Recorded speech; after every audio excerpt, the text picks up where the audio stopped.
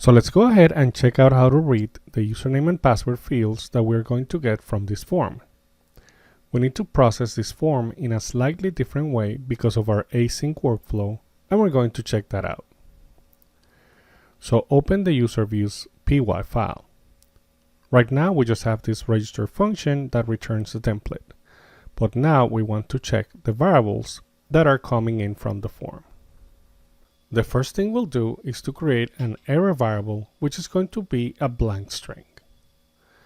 Next, we initialize the fields that we have in the form, assigning them to be blank strings. Then let's check the HTTP method. The first time the function is loaded, it will be a get operation. So the template will be rendered, but if it's a post, that means we're getting some data from the form and we need to do some operations there.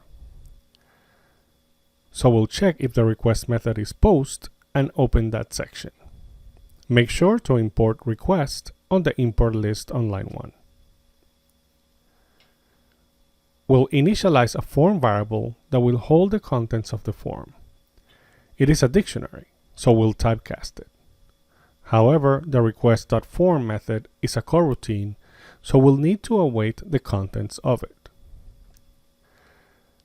Then we can retrieve the username using form.get, as well as the password, and assign both to null strings if they're not present. Next, we check if either the username or password are empty. Then we assign the error message to be displayed on the form. If we did get the username and password, we'll do some operations in the future. First, we'll check if that username already exists on the database, and second, we'll store the new user in the database. Let's put a pass at the end of the else. So that's the end of the post section. Some of you might be asking, why aren't we using a form processor like WT Form? And as I explained earlier, there's no async form processor at this time for Quart, and using it will require us to make the view synchronous. So we're going to need to do the assignments and validations manually for now. And as a matter of fact, we're going to implement CSRF in the next lesson, since we don't want to have a form vulnerability open in this application. The final step is to add the error and the username to the context of the template. That way the template can read the error message if there is one, as well as pre-populate the username in case there is an error with whatever the user entered. That is enabled thanks to this Jinja if-else section in the register form.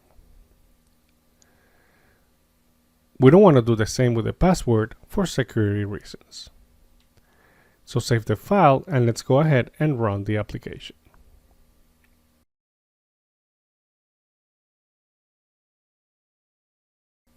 First, let's trigger an error by not putting any information.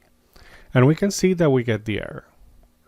Now if we enter the username with no password, notice that the username is preloaded. But if we leave username empty and enter the password doesn't come back pre-populated, which is what we want. On the next lesson, we'll implement CSRF and the password hashing mechanism.